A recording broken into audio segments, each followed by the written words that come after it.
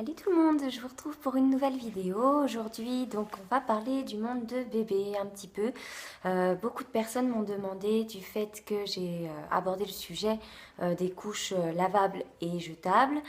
Donc beaucoup de personnes m'ont posé la question, moi, comment j'allais m'organiser. Donc vous le savez déjà, je suis passée en lavable pour la partie journée et je suis restée en jetable pour l'instant pour la nuit.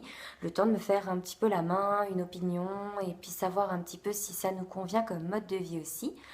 Donc j'expérimente la chose maintenant depuis une dizaine de jours, donc je vais vous donner mon avis déjà sur cette période et je referai un petit bilan au cours d'une prochaine vidéo éventuellement où je parlerai des produits bébés puisque pour l'instant ça ne fait pas assez longtemps que je m'en sers.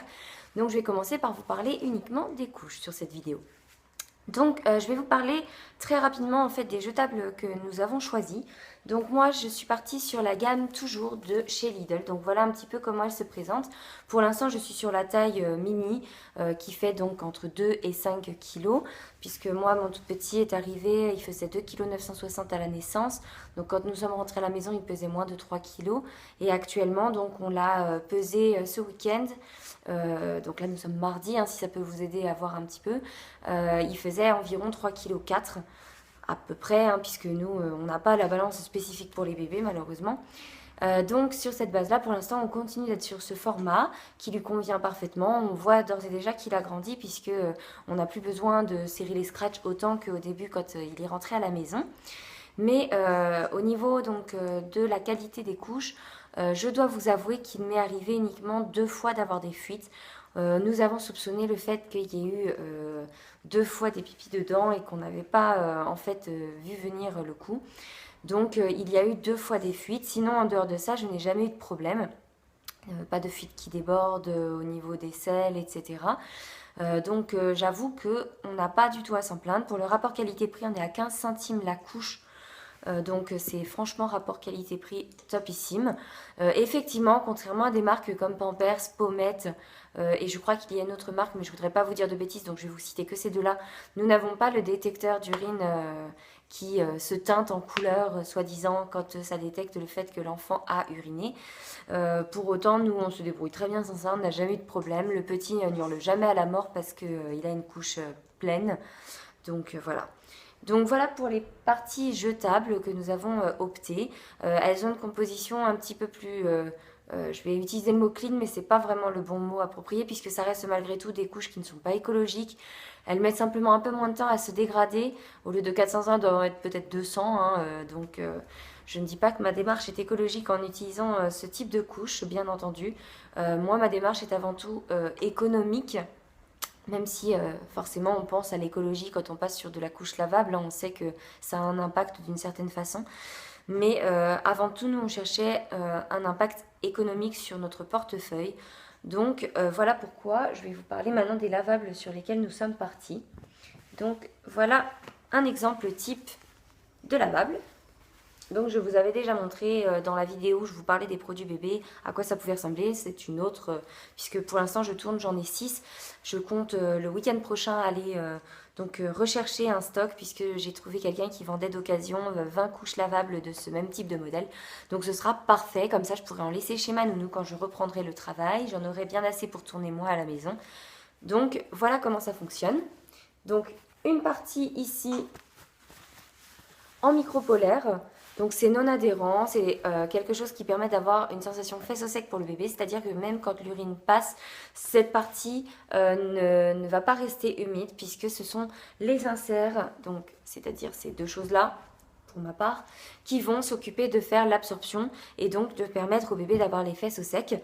Sachez simplement que en fait, les inserts que je viens de vous montrer se glissent à l'intérieur et donc à l'intérieur, c'est, vous voyez, une espèce de matière en matière un peu synthétique qui permet justement de retenir l'urine une fois qu'elle est passée au travers. Et après, c'est des inserts en microfibre comme celui-ci ou en bambou et parfois les deux mixés ensemble, c'est même ce qu'il y a de plus efficace pour ma part, qui vont s'occuper de l'absorption et de retenir donc l'urine. C'est ce qui remplace en fait l'espèce de matière dite Drylox par exemple pour la marque Lidl, qui se gonfle au contact donc des urines du bébé.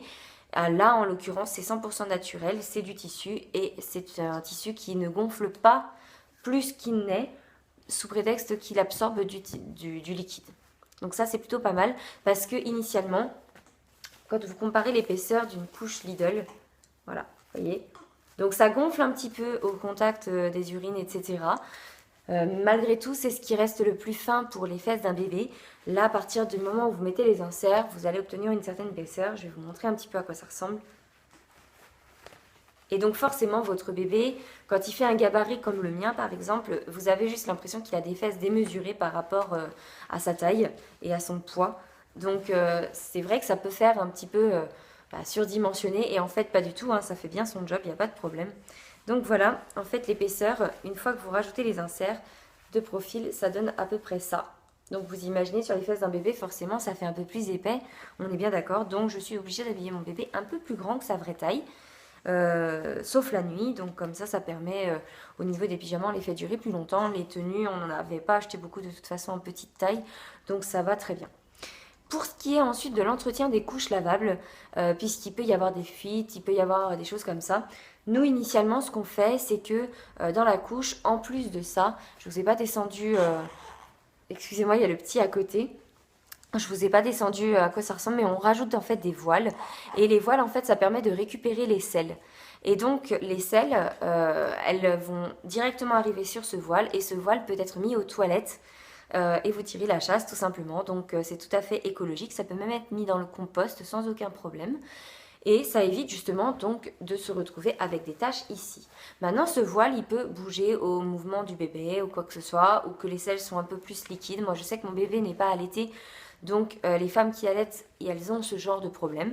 Il peut y avoir par exemple des débordements ici sur les coins. Et vous voyez, moi celle-ci, elle a déjà eu le cas une fois. Ça m'est arrivé 2 fois hein, depuis que je suis au lavable. Aujourd'hui et au tout début, le voile avait un petit peu bougé et donc il y en avait eu ici. Et comme vous pouvez le constater, elles ne sont pas du tout tachées. La selle ne tache absolument pas. Sachant que pour en plus accentuer l'effet détachant, on ne peut pas mettre de détachant à la machine à laver pour entretenir les couches, au risque d'encrasser la couche et derrière donc de limiter son pouvoir d'absorption et du coup de se retrouver avec des problèmes de fuite. Donc pour éviter ça, on utilise des produits naturels. Donc là je vais choquer les véganes, je suis désolée, mais en l'occurrence c'est le produit le plus efficace sur le marché. C'est du savon au fiel de bœuf. Donc c'est un savon naturel qu'on retrouve facilement en magasin bio, qui va coûter je crois entre 5 et 10 euros, quelque chose comme ça, j'ai plus le prix exact en tête. Et vous frottez simplement la tache, puisque une fois que vous changez le bébé, tout ce qui est de la couche, ça se rince à l'eau claire, froide. Moi personnellement ça marche très très bien. S'il y a une tache, vous frottez avec le fameux savon. Vous essorez un maximum et tout ceci se met dans un sac de stockage comme celui-ci.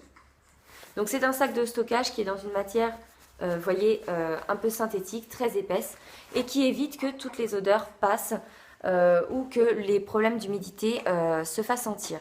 On peut aussi utiliser des sacs de stockage. Donc ces sacs de stockage sont plus gros que celui-ci et vous avez aussi la possibilité de partir sur des seaux de stockage. Et donc là, forcément, donc, on est sur des matières qui ressemblent plus à des poubelles pour vous donner une petite idée et qui permettent donc de garder les couches dans un environnement sans émettre d'odeur ou quoi que ce soit. Normalement, si vous rincez bien, il n'y a pas d'odeur. Ensuite, dans ce sac de stockage, on met, nous, des petites douillettes comme ça. Donc ce sont les mêmes qu'on utilise pour langer bébé. C'est simplement qu'on les a découpées dans un format plus petit pour le lange. Et donc je mets une douillette comme ça avec 10 gouttes d'huile essentielle de tea tree. Le tea tree qui a, excusez-moi, il commence vraiment à se réveiller. Le tea tree qui a un pouvoir antibactérien et qui va permettre justement d'éviter les odeurs et qui passe en machine directement avec vos couches pour justement apporter le côté parfum, etc. un peu plus frais. Et ça élimine en même temps le pouvoir des huiles essentielles, donc il n'y a aucun danger du coup pour votre bébé. Par rapport au lavage, il faut savoir qu'on n'utilise pas n'importe quelle lessive pour pouvoir entretenir les couches lavables. Donc en fait il faut des lessives qui soient sans glycérine en fait si vous voulez le but est de ne pas encrasser les couches pour toujours la même chose, éviter donc le problème qu'elles n'aient plus leur capacité d'absorption, qu'elles soient donc encrassées Et pour ça, donc, comme je vous l'expliquais, il nous faut des lessives spécifiques. Donc moi, je suis partie après plusieurs recherches, puisqu'il existe beaucoup de lessives sur le marché qui peuvent correspondre. Moi, je voulais toujours, même principe, partir sur quelque chose qui soit malgré tout économique pour rester dans ma démarche. Donc j'ai opté pour la lessive Le Chat Eco. Qui a l'écolabel en fait, elle est éco-efficacité, c'est une lessive écologique. Alors, tension active 100% biodégradable, elle est efficace même à froid et c'est une bouteille recyclable. C'est un produit qui est à base de savon d'Alep. Il faut savoir que le savon de Marseille est très... Enfin, ça a tendance à faire débat. Vous avez les mamans qui vont utiliser du savon de Marseille pur et ça ne posera pas de problème, soi-disant. Et d'autres qui vont vous dire que ça encrasse les couches parce que trouver du savon de Marseille pur au jour d'aujourd'hui, c'est très difficile. Et en tout cas, quand on en trouve, c'est un rapport qualité-prix qui est quand même assez important. Donc, moi, je suis partie sur celle-ci. Je n'ai aucun problème pour l'instant avec. Le lavage à froid, je confirme, puisque avant d'avoir mon savon au fiel de bœuf, j'utilisais ça quand il fallait décrasser les couches si jamais il y avait eu une petite fuite. Donc la première fois que j'avais eu à laver la couche que je vous ai présentée tout à l'heure, c'était avec justement cette lessive écologique il n'y a pas du tout une seule trace comme vous avez pu le constater. Donc franchement, j'en suis hyper satisfaite. Pour laver le linge de bébé, même principe puisque je lave en fait les couches avec son linge. Je mets un lavage délicat à 30 degrés, ça ressort nickel. Elle a un parfum super puisque comme je l'ai dit un petit peu avant, si vous vous souvenez, on ne peut pas mettre d'adoucissant donc dans les lessives pour couches lavables, puisque sinon ça risque d'encrasser. Moi, je voulais une lessive qui sente quand même un petit peu bon, ça reste le linge de mon bébé. Je veux quelque chose qui respecte aussi sa peau. Donc l'avantage, c'est que là, on est sur quelque chose qui est très respectueux aussi de la peau, puisque écologique, avec des tensioactifs biodégradables, donc on est sur quelque chose un peu plus clean. Qui sent vraiment très très bon, ça sent le frais, le propre, c'est tout ce que je demande pas de parfum particulier. Donc je vous la recommande. Au niveau rapport qualité-prix, moi je sais que là j'avais eu une offre, je crois que ça m'était revenu les 2 bidons à 13,50 € et donc ça me faisait 80 lavages en tout. Donc franchement nickel, j'ai pas à m'en plaindre. Moi qui d'habitude utilise là, le chat classique pour notre linge de maison, je continue dans la même lignée et celle-ci est vraiment top. Donc n'hésitez pas, même pour vous hein, à la maison, elle est vraiment géniale. Et puis comme je dis, lavage à froid en plus possible. Donc sachant que des lavages à 30 degrés comme le programme Laine ou Délicat, eh ben, elle va très bien fonctionner aussi. Voilà, donc je crois que je vous ai tout dit. Pour l'instant, en tout cas, mon expérience s'arrête ici. Elle est très récente, comme je vous l'expliquais, puisque ça fait à peine 10 jours, quelque chose comme ça, que je suis sur les couches lavables. Ça se passe très bien. En moyenne, donc c'est un change par biberon.